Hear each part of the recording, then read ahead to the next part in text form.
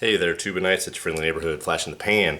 We are going to not revisit, but talk about our first rain trip with the Walther PPQ M2Q5 SF match. Whew, it's exhausting. We finally got this bad boy to the range, and it did not let down in the least. It shot as well as I remembered it, and I was very happy to discover we talked about it in the last time, that little bit of trigger slop, if you want to call it that I was talking about in the last video. I actually tried to notice that while shooting and I couldn't do it. The one time I tried to like find that little bit of extra creep in there, I had one go before I was ready to let it go. I mean, I was on target, it was fine, but we've all been there before. We're like, ooh, whoops, that was a little, I'm ready for that one to go off.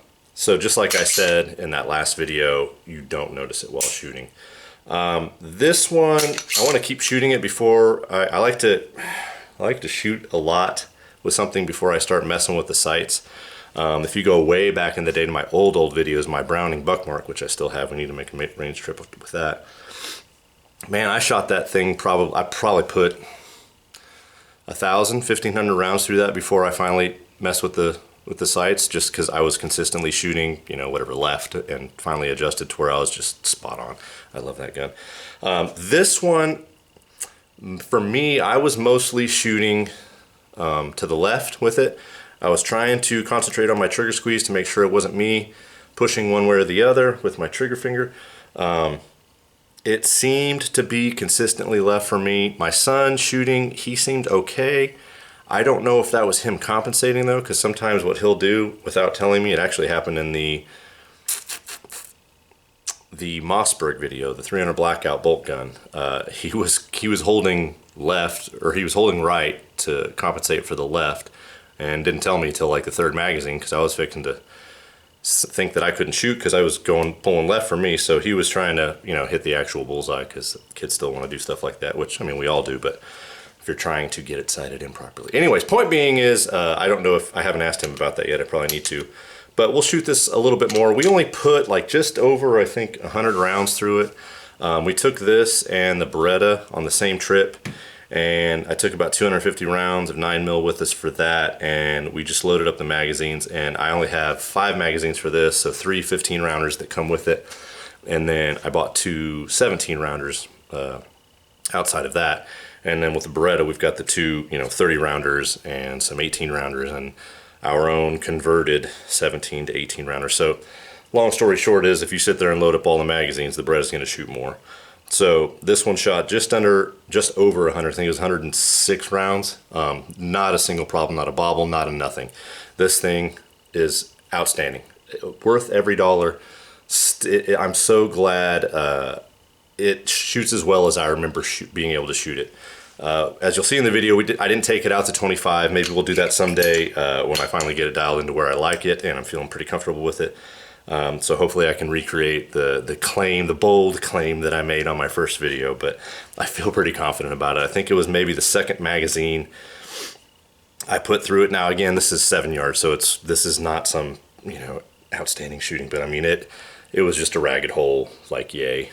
At 7, it felt good to spend all that money and have it be worth it, is the point I'm getting at. So anyways, the shooting video is coming right after me blabbing. I appreciate you watching. Please consider subscribing, give me a like, comment, all the freaking YouTube stuff. I know it's nonsense.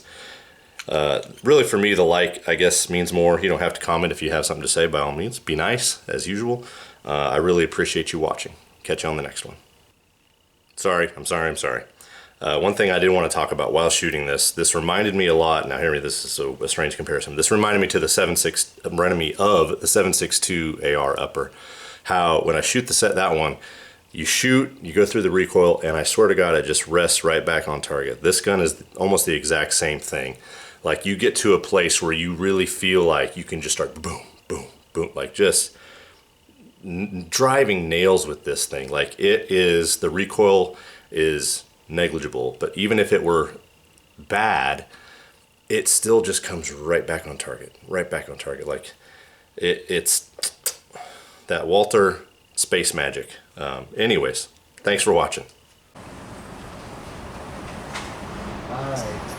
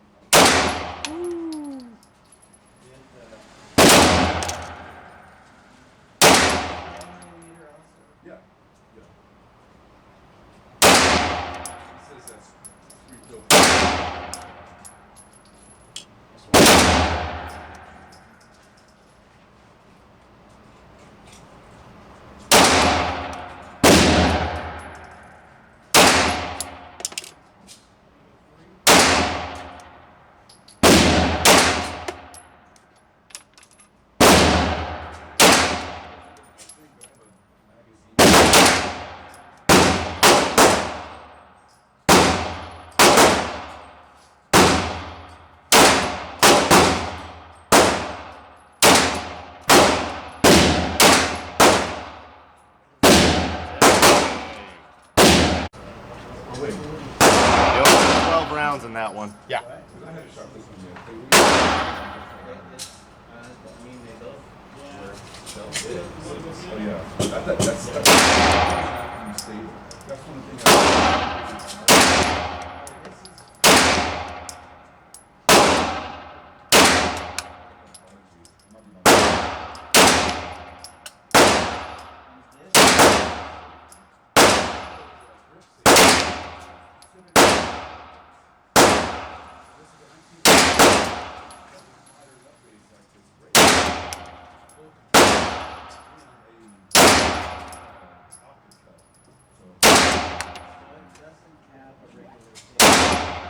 Does